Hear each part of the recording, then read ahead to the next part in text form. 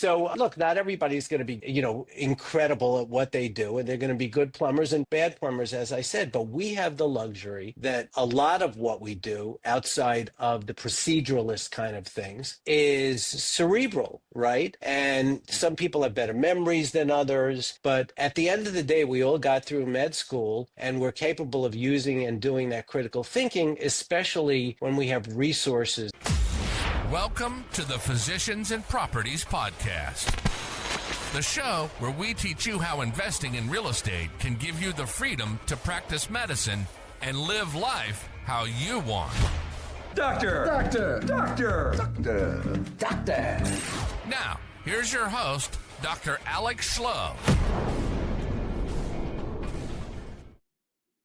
Hello, everyone. Dr. 𝐓𝐢𝐻𝐻𝐿 here with another episode of the Physicians and Properties Podcast. As always, I'm so glad you're here, taking the time to listen to another episode. So thank you so much. This episode today was really exciting, really fun, a little bit different than our typical real estate-centric episodes. This was focused a lot more on innovation, on entrepreneurship, on some venture capital things as we talk about kind of the digital healthcare revolution. This was a really fun episode with Dr. Gary Goldman. He is a dentist, a MD, physician anesthesiologist. He also has his MBA and has an incredible journey where he's found multiple different companies. And right now, he's the founding, managing partner and CEO for Global Health Impact Network and Funds. That is a health professional founded and managed strategic healthcare venture capital group that's focused on the evolving digital health revolution. And Gary has been involved with innovation in medicine on the digital side all the way back in the 1990s and really has seen things grow, change, and be molded over time. And we talk about what the future may look like in 5 to 10 years. So this was a really fun episode with Dr. Gary Goldman. We'll go ahead and get started. Dr. Gary Goldman, welcome to the Physicians and Properties Podcast. I am so grateful to have you on the podcast tonight. How are things going in sunny California? Things are great. Weather's nice. It's a little bit windy and not too hot, unlike many other places in this country right now. So I can't complain.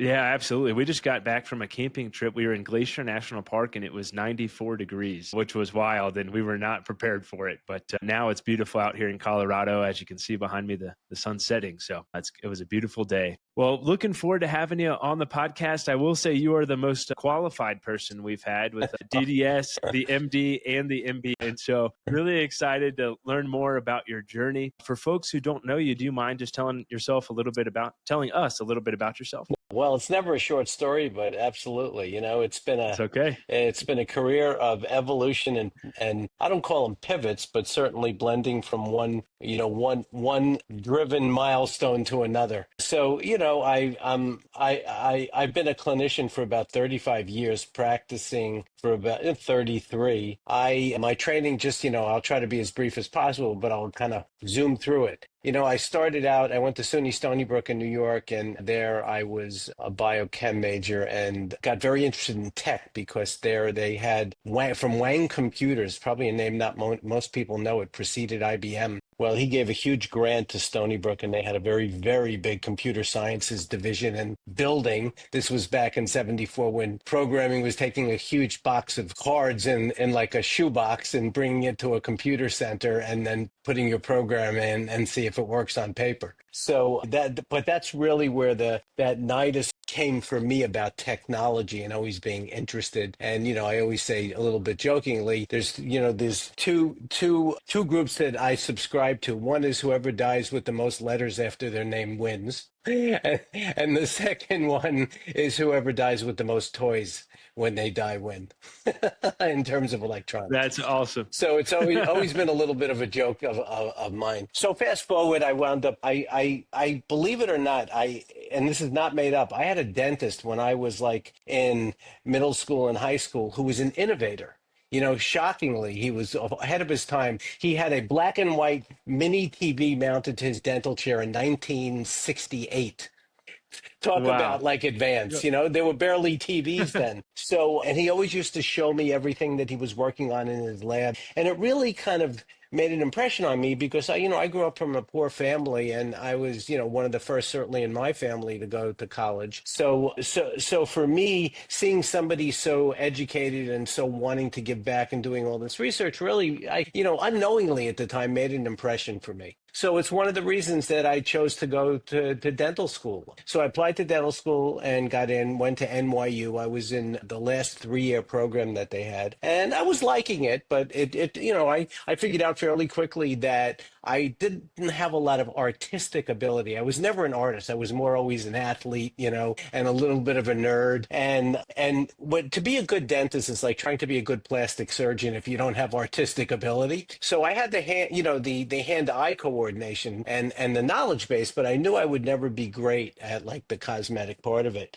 So in my last year, I'm was in New York City, right across the street from a very, very famous hospital, Bellevue, which a lot of people have heard before, but a lot for trauma, a lot for psychiatry, a lot of crazy things always happen there over my whole life in the papers. And there was a sign up in my clinic where I had my little office in the 3rd year, and it said, any dental student who wants to do a month of anesthesiology at Bellevue, right across the way, sign here. And I remember looking at it, and there were no names on the list at all. And I looked at it and I said, I have no idea how this would benefit me in any way, shape, or form. Because remember, this is back in the early 80s. There weren't even outpatient dental anesthesia centers, meanwhile, anything else. So as a dentist, how would I use that? We didn't do sedation in the office in those days. So I said to myself, but a chance to be in the operating room at Bellevue for a whole month? I'm there. So, again, all joking aside, I was so nervous about being a dentist in a medical school environment.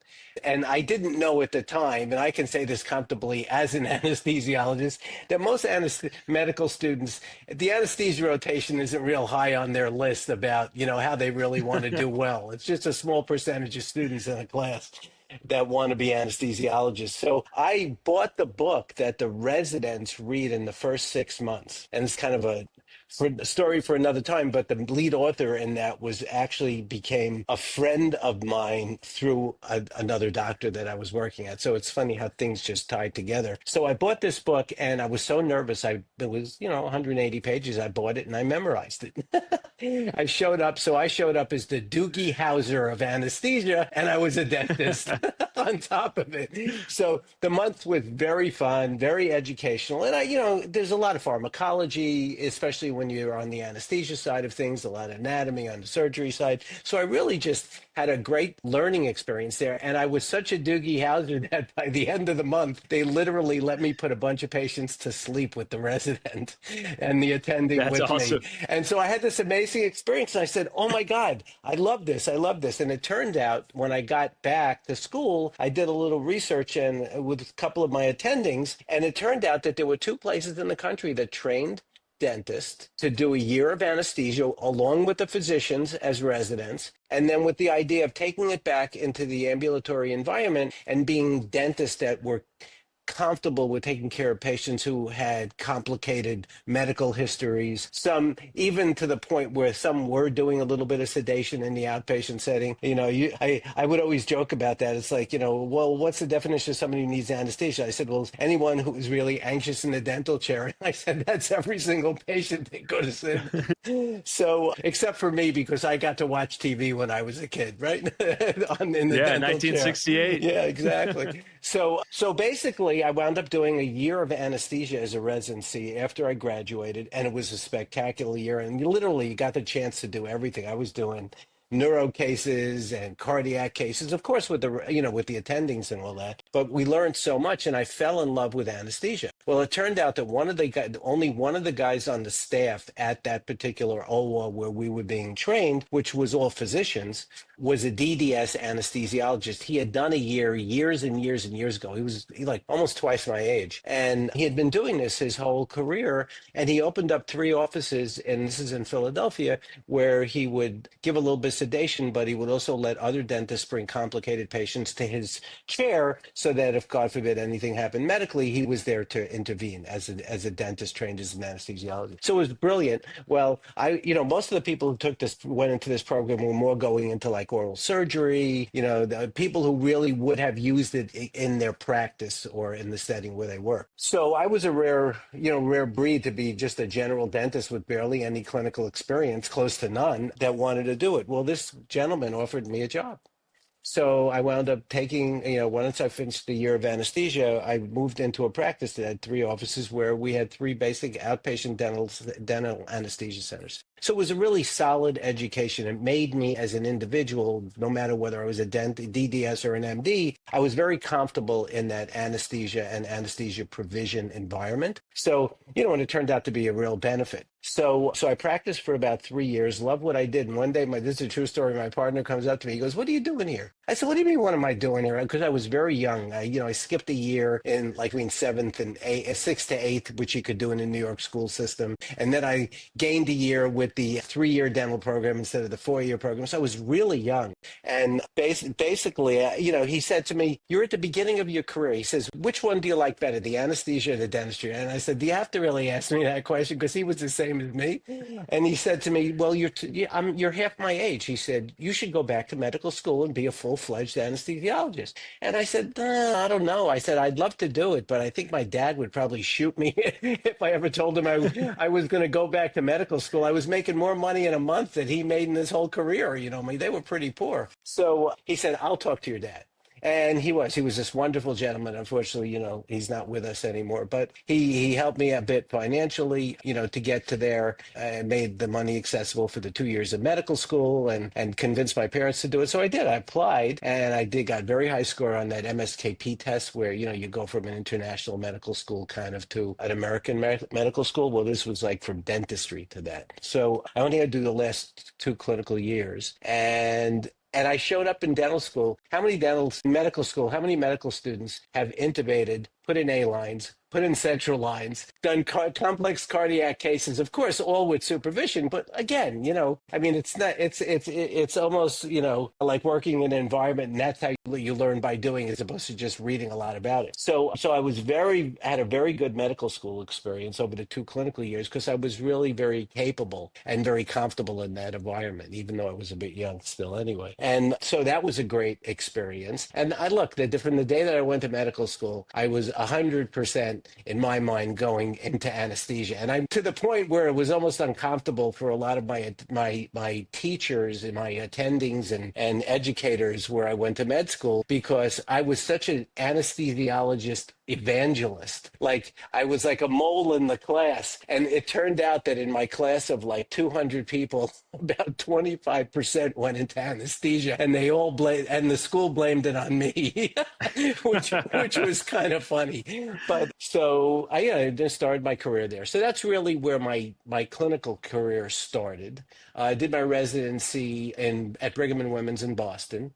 I did a fellowship there, and then I did another 6-month fellowship in neuroanesthesia. So I did obstetrical anesthesia and neuroanesthesia. And while I was there, the other great thing that happened was I met my wife at the Brigham. And my wife she's a Harvard grad, and she went to UCSF med school, and she started out in internal medicine, but decided she really wanted OB and did an unusual thing, so she had a year internship in internal medicine, then flipped into the OB department at the Brigham. And they had a medicine student that wanted to do the complete opposite. So that was kind of interesting. So it was almost like they were flipped like baseball cards. And she started her career, and then she did a perinatology fellowship. So she's a high-risk OB. And the reason that that's kind of relevant is that when we met in Boston during our residency, the way I got out to California was, and I always joke a little bit about this, is that, we were introduced. I'm also like a triathlete. So I was doing some some training for a marathon with one of her residents, and her resident kind of introduced the two of us together. And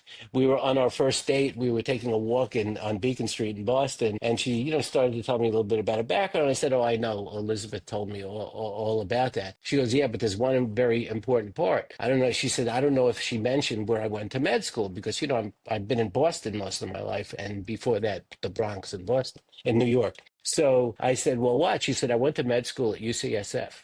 And I said, oh, wow. I said, you went all the way to San Francisco? I said, you were a Harvard undergrad and then you could have gone to Harvard. Did you get into Harvard Med? She goes, yeah, I turned them down. I wanted to move to the West Coast.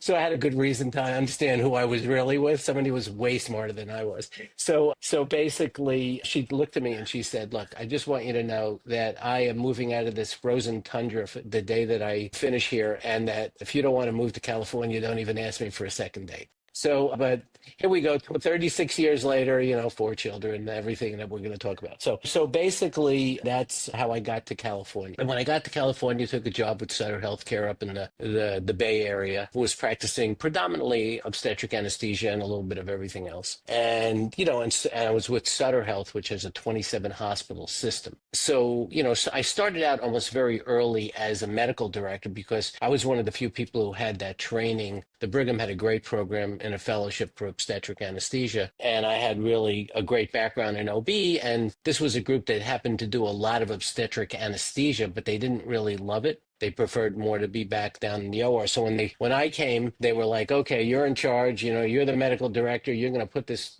division together because we have a huge need for it and really very few people that were interested in it. So I was thrown into a position of administrative, experience right away because of that, which was great. And, I worked closely with the obstetric department and closely with the anesthesia department and then critical care department. So it really gave me some great administrative experience. And then at the same time, when we had moved out to the Bay Area, I always had some ideas about how I would like to use some of my technology experience from my earlier days. And this was in 1991 when the internet bubble was building in Silicon Valley. And, I had done some programming earlier and during my residency with Mac, a little bit and a little bit of Windows. And so when I got out to the Bay Area, I had been kind of tracking the internet conceptually, which was in its very early stages. And I had some ideas about how we could use it in healthcare. And one of them was around medical education, continuing medical education, required credits that we all have to deal with and pay for and do it in different ways, right? So basically, I said to myself, why couldn't we do this on the internet, on a computer, and answer a bunch of questions, read a couple of articles and get CME? And so I started to conceptualize this, and sometimes divine intervention steps in. Well, one of my anesthesia fellow partners, his cousin was the president of Maxtor. Maxtor is the one who makes the big hard drives from the old desktops, right? They were famous. They were in Silicon Valley. Well, he was the CEO, the president at the time of Maxtor. And I was having lunch with him with my anesthesia partner one afternoon. We all lived in the same area, and I started pitching him my ideas, just making conversation. So he goes, Gary, there's a couple of good ideas. He says, why don't we pick one and do it? And I looked at him and I said, do it? What does do it mean, He says, well, we could start a company. So I said, I have no idea how to do that. I said, I have no experience. I don't come from a family that was, educated in the business space. I said, my most experience with is running a dental practice. So basically he said, no, we're going to do this. He goes, this is a really good idea. And the one we picked was building one of the first learning management system platforms for the delivery of continuing medical education on the internet. He made it easy for me. He taught me how to write a business plan. And then, we put together a team of potential technology, tech builders. And I went out and I did what Gary's good at, is evangelizing. I started evangelizing this idea to everybody in the OR and the ICU and the doctor's lounge. And here we were in Silicon Valley at the time. And, in those days, if you put .I in front of anything, you could raise money for it. Well, I raised like close to $3 million in 6 months and started that company. So and one of the nice, one of the nice things about being an anesthesiologist is that, it's not like being primary care and having all these, other aspects of your work that you need to accomplish because you have a population of patients. It's more of a love and specialty, right? You take care of a patient, you see them a little bit once post-op and that's it. So you have a lot of freedom with your time and how it's more malleable. So I was able to do all these other things that that we're talking about, we'll talk about, which is is just interesting because it's the main reason. If I had been like an intensivist, if I had been a general surgeon building a practice or an internist, there's not a chance I would have had the time. I would have had the desire probably, but not the time to do it. So I feel blessed that I went into, made that transition into the right specialty to allow me to do the other things that, the inside of Gary really wanted to do. So that was the first company. That company did really well once we had it up and running. We were giving it away, to the doctors to an extent, but we were able to monetize it in other ways in terms of creating the content, making it available. And then we got acquired in like a year and a half by one of the largest offline continuing medical education companies who bought us to go online. So that was kind of like my real MBA. It was that first experience right out of practice. Here I was like a year and a half into practice. So you see all these transitions, and it's been very exciting for me because, my personality is always, okay, I accomplished that. Now what can I do next? So I kind of started that first company. And then, fast forward, we don't have to go through each one, but over the last 5 years, I've had 3 companies total. I had another company during the nursing shortage, which is really interesting because I just talked to a young man who just finished medical school who was doing what we did over again now with this nursing shortage with all the technology. I was so fascinated by it. But what we did was one of the investors from my first company said, now that we got this training platform, he says, what we could do is we could use it to train during the nursing shortage in the kind of like mid to late 90s. We could use it to train nurses internationally to pass the NCLEX licensing exam, maybe giving them a little bit of cultural education and bring them over to the U.S. on a registry. I'm going, God, that's great. That would be now something I could do that would be more international business. So we took the platform from the first company and we went everywhere from Delhi down to Cochin in India and then to Shanghai with another group. And we started training all these nurses. You've heard of Stanley Kaplan, the Kaplan training centers. Well, growing up in Brooklyn, New York, I'm not very good at standardized tests. And so I always use the Kaplan solutions. I remember using it with cassette tapes and, sitting in Kings Highway in Brooklyn in the offices there where he had his first place. So I'm that kind of more auditory learner than I am a visual learner. And I'm glad I figured that out early. So what we did was we basically created a couple of come to the United States as the nurse Kaplan centers all over India and in Shanghai. And we moved 163 nurses in a 2.5-year period. And again, for what I said, the whole time I was doing that, I would go away for a couple of weeks, come back, but I always practiced anesthesia, nights, weekends, whatever. One of the other nice things about obstetric anesthesia was,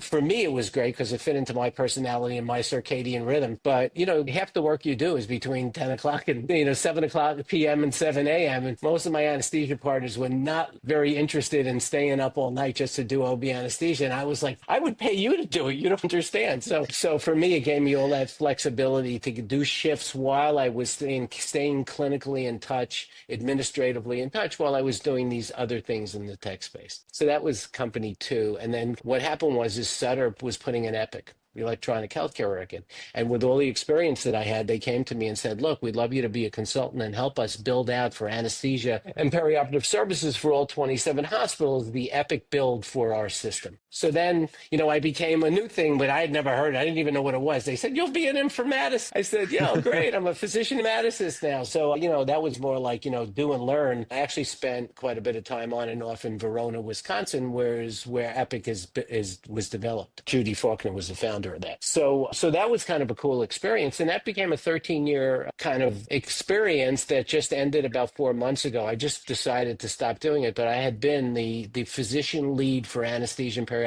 services for Sutter Health for 13 years. I had a group of 6 other anesthesiologists, analysts, and we would tweak the electronic healthcare records with all the different modifications and keep it up to date per the desires of the clinicians. Okay, and this is going to be a very relevant statement. I want everybody to focus in on that. Per the needs and desires of the clinicians. The most important part, other than the patients. So I did that, and while I was doing that, I met a couple of other anestheticists in the Centara healthcare system, which is in the Southeast. And one was a general surgeon, but he was very much like me in terms of the informatics experience. He had actually started a company where he was building armies of nurses and doctors who were the informaticists for their systems, and they could be hired out to go to go lives in different locations where it would be the doctors and nurses training you, not who knew your workflow as opposed to the analysts. And it was a very successful model. And that was a pretty impressive, I will say, of all the things that I've done business-wise, what he did was the most impressive. He still maintained his general surgery practice with his anesthesiologist part, did the same, and they ran this entire business out of a laptop. That's amazing. So now that's ingenuity. So he came to me, and they were helping us with a go live in San Francisco and the Sutter healthcare system. At CPMC is the name of the hospital. It's a really good hospital. And we didn't have enough clinicians, so we hired them to help us, and they supplemented us with some other nurses and doctors to do it,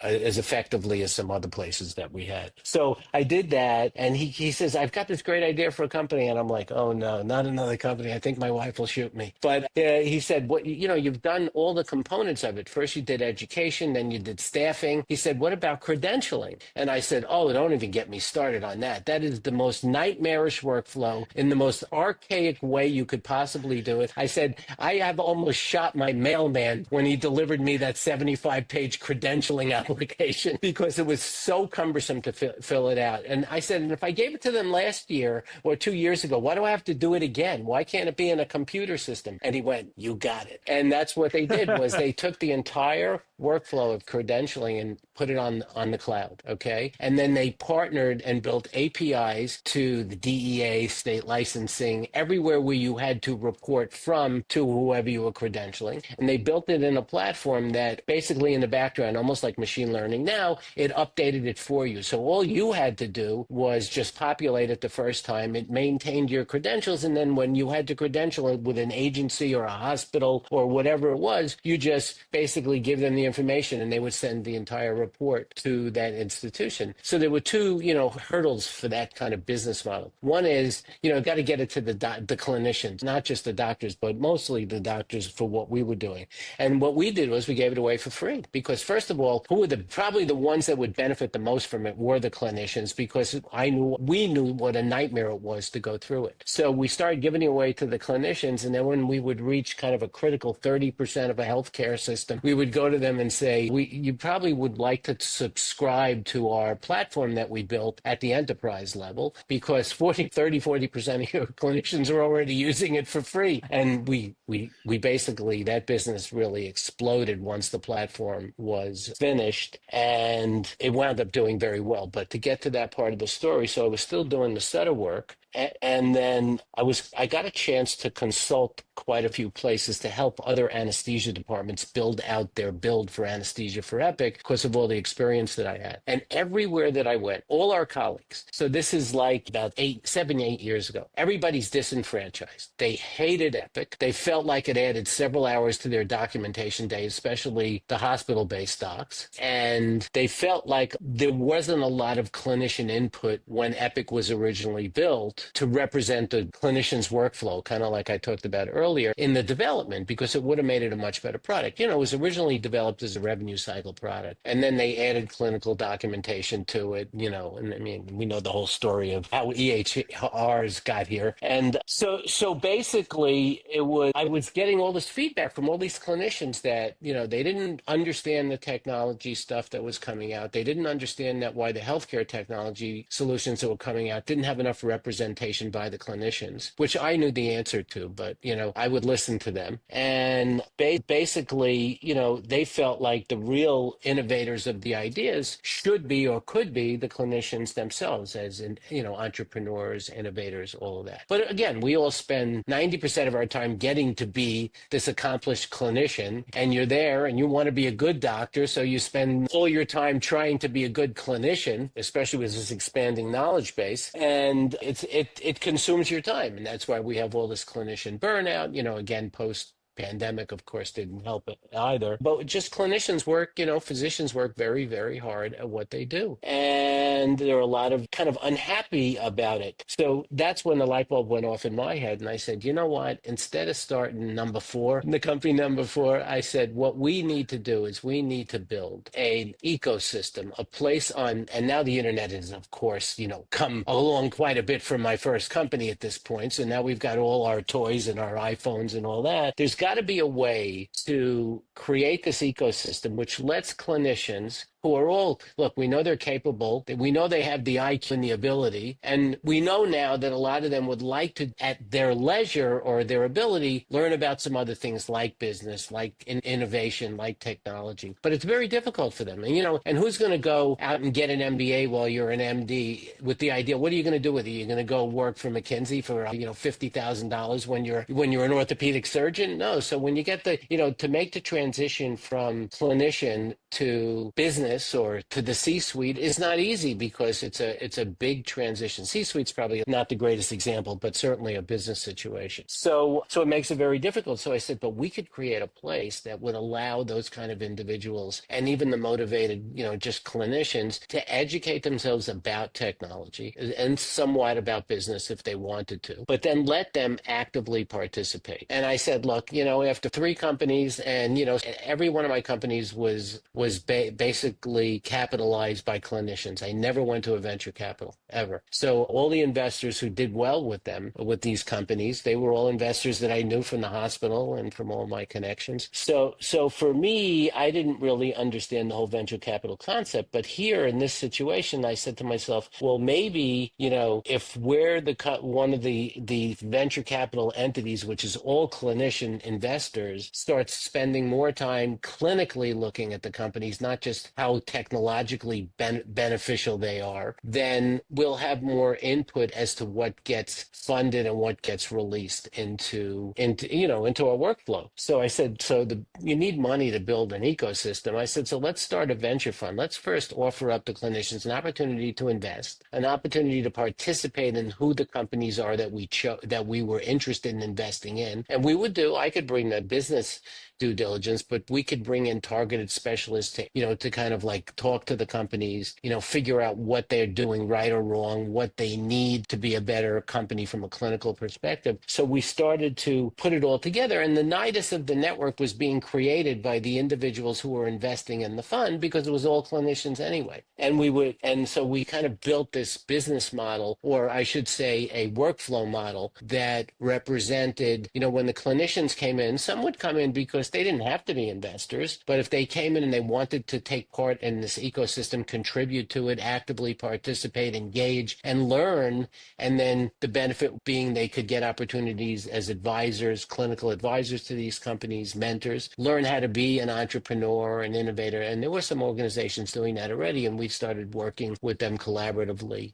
other clinician organizations. And we started building this, and that was 7 years ago. And then when we needed to create this platform to promote collaborative communication in a safe environment, not like, being on LinkedIn and Facebook and all that. I didn't know how we were going to do that. And we were getting, we were now having money available to build a platform, and divine intervention steps foot again. And I go to a Society for Physician Entrepreneurs started by Arlen Myers. Well, I know Arlen pretty well. And then they had a chapter in Silicon Valley, and 𝐓𝐢𝐦𝐞𝐬𝐭𝐚𝐦𝐩𝐬, who runs Innovator MD, former Kaiser doc, he was the president of the local chapter. They invited me to come to this meeting because they had heard about the network and fund that I had created. And I go to this meeting, which is just, in the south part of San Francisco. I live in the east part. And so pretty close by. And I get there and I'm meeting everybody, and it was really very well run, educational session about physician entrepreneurism and innovation and some of the local companies that were there.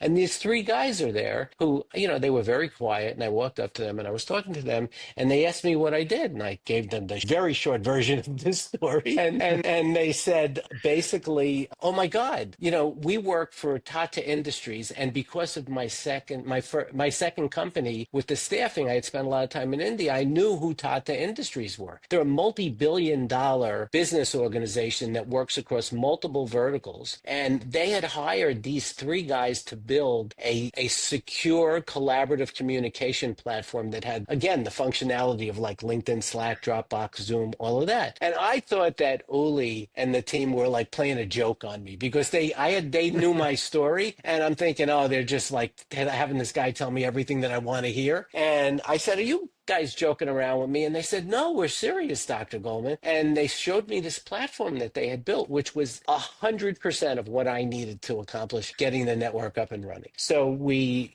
very quickly took advantage of that because they had the software, which was from Tata. They were given the intellectual property to kind of work with it to make it functional in healthcare in that vertical. And they were going after the federated non-for-profit healthcare environment. March of Dimes, cystic fibrosis, all the associations. They're all very siloed. They're very all disjointed. The state society doesn't talk to the regional society who doesn't, we felt that it was a real collaborative nightmare. So what they wanted to do is they needed some funding to take the software and start kind of customizing it for that. And I said, okay, well, I'll tell you what, my fund will invest in you if you use our fund and our network as your MVP, the model that you build this platform on. And they said, absolutely, if you get us the investment money. So we put a reasonable amount of money into them. Nothing crazy, but enough to get them off the ground. They didn't even have a name for the company. It's now called, like LinkedIn, Hands-In. And it was more of a solution for organizations to use intra-organization to foster collaboration, communication, be like a CRM workflow engine.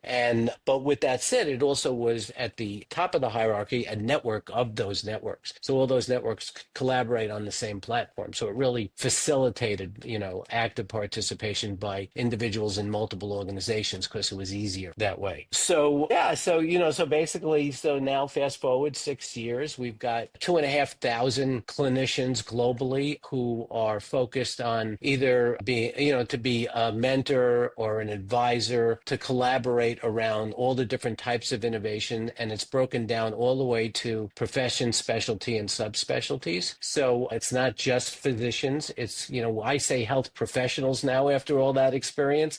And that means that it's not just clinicians and researchers, but it's also everything else that is necessary to make that functional from a business unit. So if there are lawyers that want to make healthcare better, if there are C-suite executives, they're welcome to join our network. So it's all health professionals running the network and investing in the fund and getting opportunities and sharing and working together. So, this has been the culmination of everything that I've done where we are now, and we're expanding it internationally. We're going into the Middle East. We're going into Africa. We're going into India. We're going in a limited way right now into Asia a bit and Latin America, and of course, Europe. So it's huge. It's growing organically. We really don't market it very much. I try to stay under the radar as best as possible most of the time. And it's really just, it's growing into this global organization of clinicians that's focused on innovation, which is just, kind of gives me the chills a little bit. So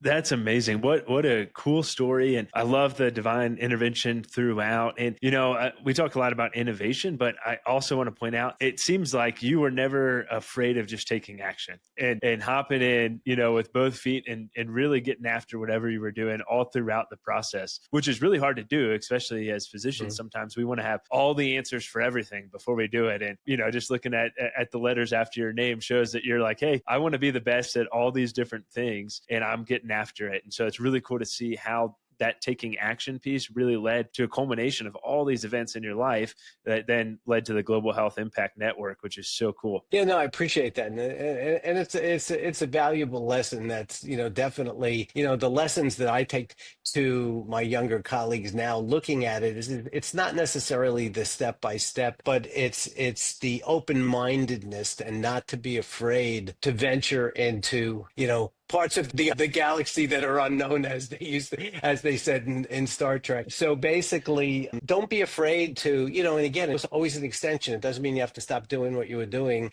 And we're lucky. Look, I mean, the colleagues who we're talking to and with right now are, we're the lucky ones in many ways. We got through, college and medical school and residency and internship and residency and building a practice. And, that's not, and that that's a huge accomplishment, just in life in general. And it also does, some of it is genomic, as you point out. You are who you are. It's like for me, it's in every aspect of my being, to be the way that you kind of described. And so when you look at it for sports, like, what do you think? So you think I'm a golfer or an ice hockey player with my approach to life, right? So for me, I played varsity college hockey, and then, I've always been very much focused on the athletic part of it. So I've done, like, I don't know, over the last 20 years, 50 triathlons, and I've done, 3 Ironmans, and, but it's all the other part of it. It's just the drive. It's part of your personality and who you are, but how you direct those energies, of course. And it just recently very much showed it's ugly headed in a way. We were talking the other day, and I was sitting there with a bunch of golfers, and I had to tell them this story that when I hurt myself enough when I was in my 40s playing hockey that my wife said, "You're done." So that's when I started the triathlons, and basically, oh God, I just kind of lost my train of thought. So what was I going to say? Oh my God, I'm having a little bit of a senior moment here, I think. Okay. Oh yeah, well, we can just kind of move on. What was I was just, what was I? You're with the golfers. Oh yeah, with the golfers. Thank you. Yeah. So basically, I never really played golf because it was just too slow for me. It was just not something that I had the patience for it to be able to sit there and just do that. I was more of a constantly running, constantly biking kind of person. So basically, because of that, I never took up golf. And then these guys, who I was very friendly with, practice of mine actually at the hospital, would say, "Gary, you got to come play golf with us. You'd be great. You're a golfer. A hockey player and all that. You got the right swing." I'm like, "Guys, I don't know. I just can't do it." And they surprised me with a 2-week golf package to learn golf, basically. And I did it, and I really enjoyed it. It was very educational, but I was just going out of my mind. Basically, I was like, everybody would like finish the day, and I go for a 10-mile run and come back, But at the end, it culminated in a round of 18 holes at the end, and I had been doing fairly well during the week. But what I didn't realize, and I never read anything about this before that, is that hockey players they tend to be very good golfers, because if you think about how you shoot with a hockey puck and how you take a golf swing, they're very, very similar. So I didn't know that because of all those years of hockey, like neurologically, my brain was kind of like programmed to have that motion in the right, with all the right components of it. So I did very well during the week. And then when it came to doing the 18 holes, it was literally, almost like a Caddyshack moment, where he's playing golf and he's got the hole in one at the 18th hole. I was shooting, I swear I was shooting under 90. Wow. And if anyone who's a golfer, not a golfer, that's really crazy good for somebody who's never played golf in their life. So basically I said to them, they kept saying, "Are you sure you've never played before?" They thought I was like a ringer. And I said, no. And then they said, "Well, tell us about it." And I told them about the hockey. And they said, "Oh, that's why." They said, because hockey players tend to be pretty good even initially with golf. So I did all that, and then I finished the program, and I've only played golf one time after that. Hey, you went out on top. But I just couldn't do it. I'm sorry. I just could never play golf. So that's, again, part of that personality. You got to know who you are, how to really focus it in on what you're trying to accomplish. But then on the other side of it, and we didn't talk about it at all, but I did this all through 36 years of marriage and 4 children. At our peak, I'm proud to say, as being an only child, that at our peak we had 4 kids and 4 dogs at the same time. So Club Goldman was always an experience. And it's also balance of lifestyle. And I think I think we're seeing it, right? There's so much burnout, and then people come home from a long day and they're exhausted, and having that balance. And Alex, you and I talked a little bit about it. You're at the early end of it. I mean, getting through all that doesn't happen randomly. It happens you have to be able to balance. It's just like your body, and how we handle longevity, right? It's all moderation and doing the right things, but really paying attention and tying it all together. So I think it's a very important story to, especially when I talk to my younger colleagues again about these kind of things, is that you really have to balance it all. You can't, work can't be 100% and play can't be 100%, and family then comes in and complicates it. And then of course, what's the line? And then, man make plan, and then God looks down and just laughs. Yeah, exactly right. And basically not a religious comment, but just, you never know, it just is what's happening. So you got to leave some room for a change, so to speak, a little bit as well. So that's my lessons from life, certainly. I love it. Yeah, those are great lessons. And just to add one more thing to that, I think that's important is a lot of times too, we say, hey, we're doing this for our family. We're building businesses for our family. We're investing in real estate for our family. And sometimes we forget to ask our family, is that what they even want, right? Like, does my wife want me spending the time doing this podcast? Mm-hmm. Luckily she does. But if you don't have those conversations with your spouse, that can lead to a really difficult road ahead. And there's no point in building this really successful business if you lose your wife and kids in the process. And so I think that that's really important to keep in mind, as you're going throughout your career. And so really cool to hear about Club Goldman, and 4 dogs and 4 kids sounds like a wild time. I don't know if you remember, you may not be old enough to remember that song. It's a family affair. Oh yeah. Okay. Well, that's how I've always joked about that, at the house, is like, because first of all, I do most of, other than my anesthesia work, I did my office was at the house, right? So I was always there, with the kids doing stuff and all my athletic stuff. So it was always primarily around the house, and it's the family has to be part of it. If it isn't, it's a setup for a lot of stress and, kind of a little bit of disaster, because it'll ultimately, if you're lucky, it doesn't, but it'll ultimately implode. You really just have to be able to, and you can't do it alone. You can't, you have to have people to talk to, and, it's never perfect. I mean, as an only child, I'll tell you, if I had $1 for every time I turned to my wife when all the kids were running around the house like crazy people, and I'd say, is this normal? And then she'd say, Daddy's going in his office for a little quiet time. That's awesome. Yeah. All parents need that quiet time. I know I do. But yeah, you're exactly right. I mean, with the supportive spouse, like I think that is the biggest key to success in life, is having an incredibly supportive spouse who's there for you. I mean, in our partners, our spouses, yeah, well, they go through so much too. If you think about everything that they've gone through, especially if they're with you throughout med school and residency and fellowship and being an attending and, all the craziness that happens. I mean, that is a tough job in itself to be a spouse for a clinician and for a physician. And so it's just difficult. Yeah. Well, Gary, I wanted to ask you a couple questions that I think will help the audience. In your experience, what are some of the biggest barriers that physicians or clinicians face when they're trying to step into more of like a advisory, innovation, or investment role? Well, clearly there's a number of variables that go into that. There's, personality is part of it, but that's not something you have any control over. How you approach making transitions like that. But I think the part that makes it the most difficult is it's a huge transition from what we do and how we're trained, even from, from the OR to the C-suite, right? And the other part of it is, which makes it interesting, especially if it's like in a business environment or whatever. I mean, I think many of us get a little bit of a complex, so to speak, is like, again, it's not on the name here, but you mentioned I have an MBA, and I didn't get the MBA because I really needed the education for it. But it turns out that when a clinician enters the business environment, all that the other side tends to see is the doctor, or, it's a clinician, and they spent, X number of years of their life doing that. And now they're doing this. They don't think, oh, this is the CEO of X company, whatever.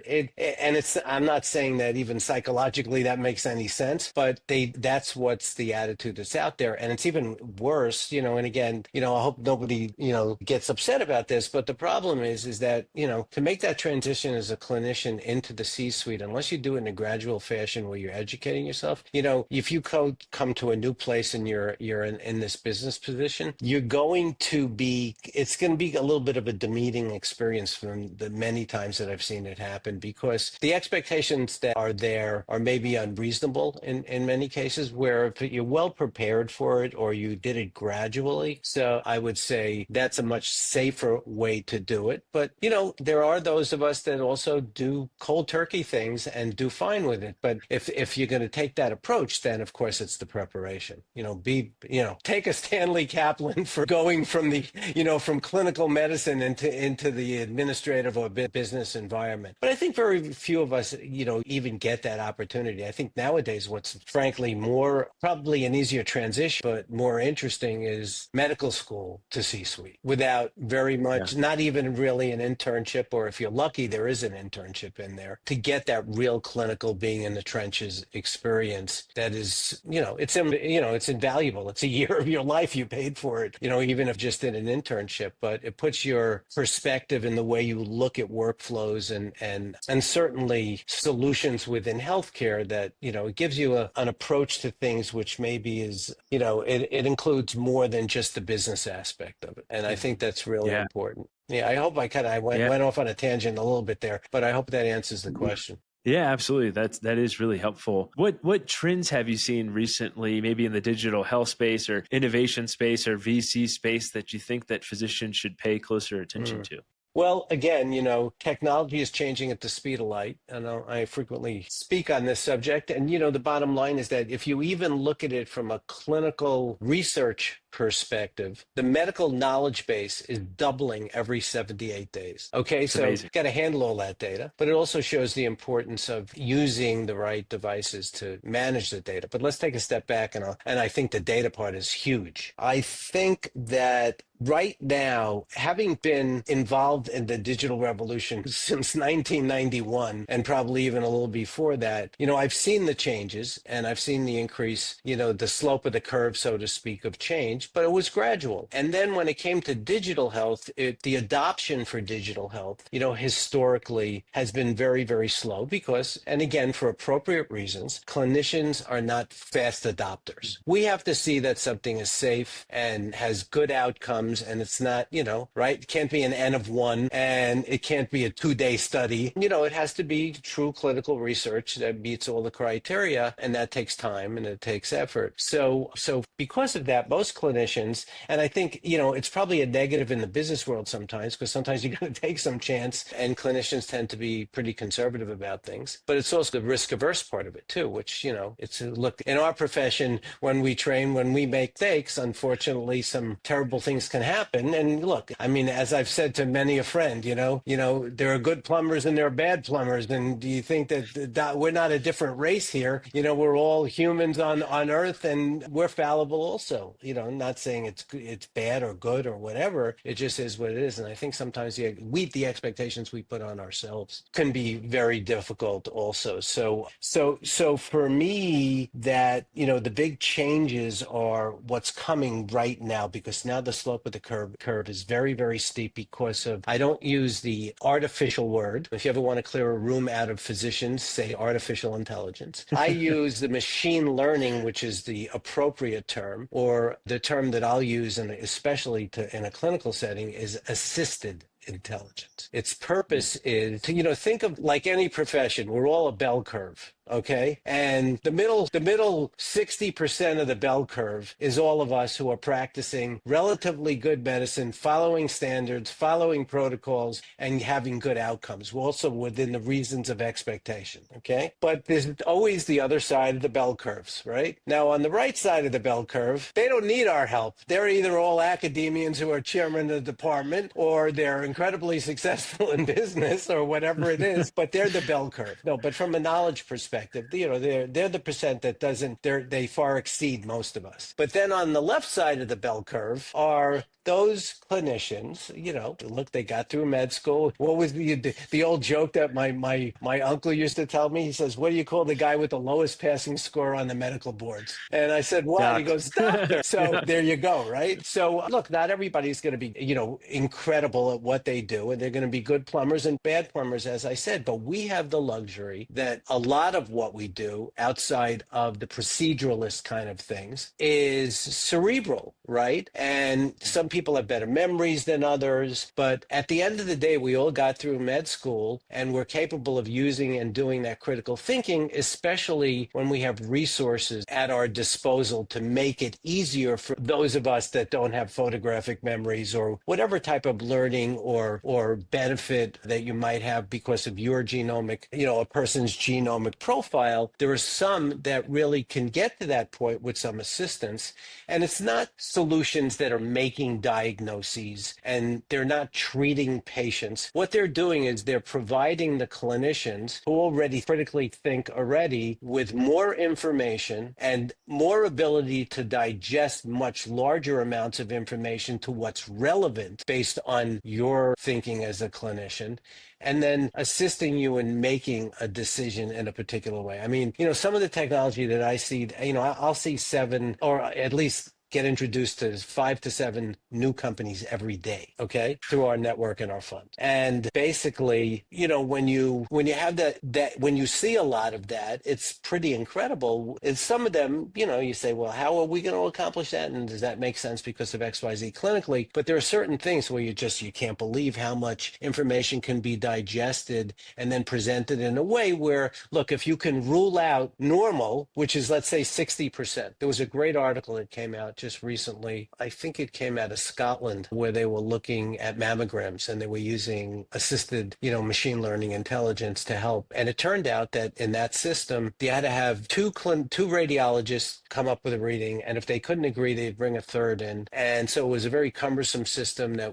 included a lot of clinicians, and they had in the middle of clinician shortage. And they needed to create a piece of software that could look at the radiographs. Okay. And I mean, look at the mammogram. Yeah. And read it looking for only pathology, based on the pixels. Right. And if it could just eliminate pathology, normal versus abnormal, and, computers are very good at identifying abnormal, but then getting into what it is, another kind of human component of it. So they said, absolutely, let's do this. And it turned out statistically that 60% of the mammograms were normal. And in those studies, of course, they were also approved by the clinicians as well. So now they only needed clinicians to do 40% of the work that they were doing before. Yeah. And when you start using technology like that, I mean, it's going to revolutionize the way we practice, medicine. And the prediction I will make is, the one thing that I tell everybody is the future of healthcare is data. Okay. Not what we collect it with, but it's what we do with it and how we utilize it in a machine learning way to benefit us, for the things that we have to do. And we're there, we're basically there now. And my prediction is that within the next 5 years, we are going to have so much technology at our fingertips that's going to help us provide better clinical care, which includes genomic databases and phenomic databases and, climate ecological databases, all tied together in a very precision way to take care of people individually based on all of those criteria. And no human could do that. I mean, it's just not going to happen. Whereas these machines now are capable of doing these kind of things. And you see it, and you see how quickly it's happening. That is, to me, how it's going to change. It's not going to put us out of business, but we certainly won't need as many of us to practice outside of the proceduralist side of it. Yeah. So it's a tool. It's an amazing tool. For me, when I really realized like, wow, this is unbelievable, was my buddy was deployed to Africa. He's also in the Air Force, and he was deployed in Africa, and he sent me a picture and kind of a quick, summary statement of what was going on with this individual is deployed with. And he's like, hey man, what do you think this is? And I had just got back from a wilderness medicine conference, and I was like, that looks like cutaneous larva migrans. But I was like, let me just see, let me put in this information in ChatGPT and put in the picture and see what it says. Mm-hmm. So I put in all the information, put in the picture, and it comes back and was like, that looks like cutaneous larva migrans. And that's when I was like, oh wow, like this is amazing that I was able to put in that information, put in that picture, and it was able to figure this out. And it was. And so it was wild. That's when I was like, wow, this is such an incredible tool that if we don't adapt this as physicians, or if we're like stubborn and in our old way of, this is how it's always been mentality, like we're missing out on so many great tools that can completely revolutionize how we take care of patients, how we treat patients, and provide way better care for them. So it is really cool. And I'm sure you've seen way more amazing stuff, but that, and, I'm a huge fan of using the machine learning scribe that listens in and helps dictate your notes. That saved me a ton of time in the office and those sorts of things, that it's like, hey, this is just getting it to where I can have more of a relationship when I'm taking care of patients. I can look them in the eye and talk to them about what's going on and trust that, hey, this is being captured, this is being documented. Of course, it needs to be tweaked and all those sorts of things, but it's still really, really helpful. And I can't believe how far we've come in the last year and a half. I cannot imagine what it's going to look like in 5 to 10 years. Yeah, it's hard to even understand how far we will come in the next 5 years. Yeah, that's the science fiction part of it a little bit, I guess. Yeah, I do always say thank you. So hopefully it remembers me when it comes to take over. But absolutely. Well, Dr. Goldman, I want to be respectful of your time. I wanted to ask you, what's one actionable step that a physician who's listening to us today can take if they want to get involved in this digital health revolution? Well, yeah, I would say that, and again, no matter what stage you are in your career, you can take advantage of this. Basically, by joining our Global Health Impact Network, okay, and it's free, as a member, we have several thousand clinicians now, many of which are more of the low-hanging fruit from when the time that we first started the platform across multiple specialties and professions who are collaborating about innovation, basically, from an educational perspective. We have education available, and we connect up with lots of other web-based organizations that produce a lot of content on YouTube and all of that. We promote all of that in our network agnostically, and we provide a place for the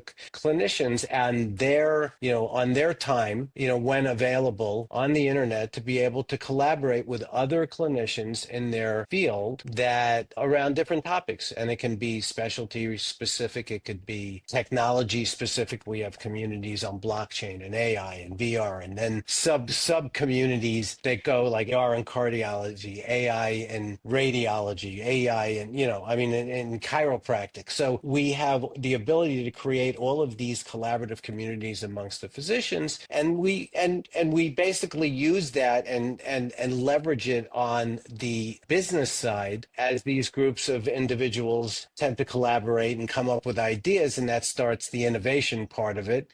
And then we sometimes identify one or two people, say, God, I would love to be, explore the business side of this, and that's the one who ends up being the founder / CEO. So it's a progressive experience on our network, and you can do as much or as little as you want, but it's very rewarding because, again, it's a safe place that's only clinicians, and the communities are very, very private. So we can monitor who's in what community based on the different communities and threads they have. It supports video content. We have educational content on there. So it's Global Health Impact Network, and the website would be just the same, www.globalhealthimpactnetwork.net. And it's probably the best way to reach us. And then I can also be found, as you see on the screen, and LinkedIn as well. I found you on LinkedIn. That's how I found you. Yeah, which was awesome. And we'll be sure to put the website for Global Health Impact Network in the show notes as well for folks. Yeah. Dr. Goldman, this has been great. It's been so fun getting to chat with you, learn about your experience, learn about your journey, and look into the future of what's to come. So I'm excited. We'll have to redo this podcast in 5 years and see what it looks like in the intersection of clinical care and innovation and what it looks like at that point in time. So really looking forward to that and appreciate your time tonight. Thank you. I one of the other things that we should definitely do is I love what you're doing and the whole, range of topics that you have on this podcast, and we can make it available on our network to all the members as well, and kind of help you market it, so to speak, and present it out there. So it just kind of made me think about that. So we should be doing that as well. So we'll have to stay in touch. Absolutely. That sounds amazing. Yeah, folks, come find me on the Global Health Impact Network. Dr. Goldman, thank you so much. It's been a pleasure. And with that, we'll go ahead and wrap things up. It's been Dr. Gary Goldman and Dr. Alex ｃｈľ with another episode of the Physicians and Properties Podcast. Signing off. Hey, real quick, if you're still listening to this, I'm assuming you got value from it. So I need your help specifically. My 2-year vision with this podcast is to help 100,000 physicians learn how investing in real estate can give you the freedom to practice medicine and live life how you want. There are 2 main ways that a podcast grows. One is through ratings and reviews, and the other is word of mouth. If you can please leave me a 5-star rating and review on Apple Podcasts and Spotify, as well as send this to 1 to 2 friends that you think would get value from it, we can reach the physicians that we want to reach. Thanks in advance, and talk to you on the next episode. Please note that the information shared on this podcast is for informational purposes only. It should not be considered financial or medical advice. The views expressed on this podcast are those of the host and the guest and do not necessarily reflect the views of the Department of Defense or the United States Air Force.